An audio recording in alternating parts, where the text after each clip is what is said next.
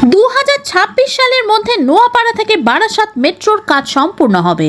রবিবার নিজের জন্মদিনে প্রণবানন্দ শিল্প শিক্ষা নিকেতনে এসে এই কথা জানান মধ্যমগ্রামের বিধায়ক তথা রাজ্যের খাদ্য ও সরবরাহ মন্ত্রী রথীন ঘোষ।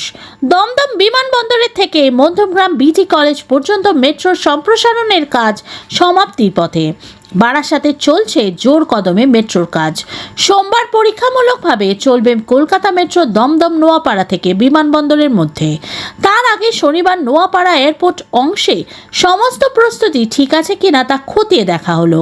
মেট্রো কর্তৃপক্ষের তরফে জানানো হয়েছে সোমবার ইয়েলো লাইন অর্থাৎ নোয়াপাড়া থেকে দমদম বিমানবন্দর অংশে পরিদর্শনে আসবেন মেট্রোর জেনারেল ম্যানেজার পি উদয় কুমার রেড্ডি। হবে ট্রায়াল রান।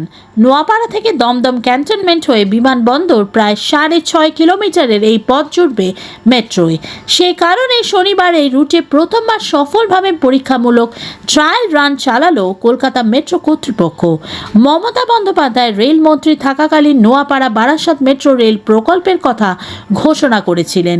সেই প্রকল্প অনুমোদন হলেও কেন্দ্রের বিজেপি সরকার বারাসাতবাসীদের বঞ্চিত করেছেন রাজনৈতিক প্রতিহিংসার কারণে।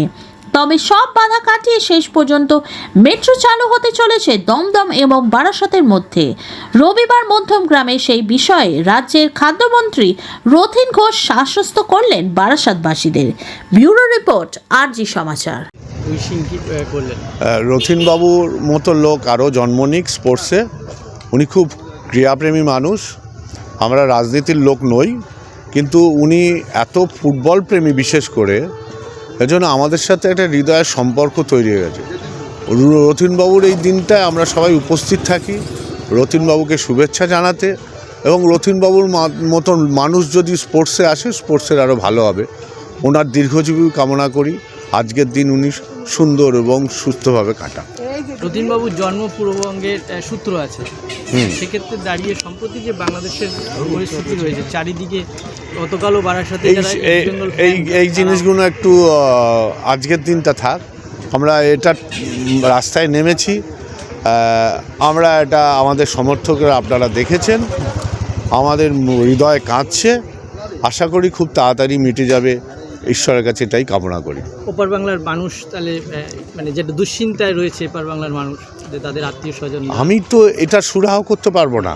আমরা আছি ওনাদের পাশে, এই বার্তা আমরা দিয়েছি এবং আগামী দিনেও থাকবো। গ্রামের বাসিন্দাদের কাছে আপনার কিছু বার্তা আছে? আমি যেহেতু এটা ছিল যে বারাসাত নোয়াপাড়া মেট্রো ভায়া এয়ারপোর্ট, নোয়াপাড়া থেকে এই এয়ারপোর্ট অবধি ট্রায়াল হয়েছে এবং আমাদের এদিকেও বিটি কলেজ অবধি কাজ হচ্ছে। এক্সপেক্টেড যে 26 সালে হয়তো আমাদের এই অবধি হয়তো মেট্রোটা আসবে।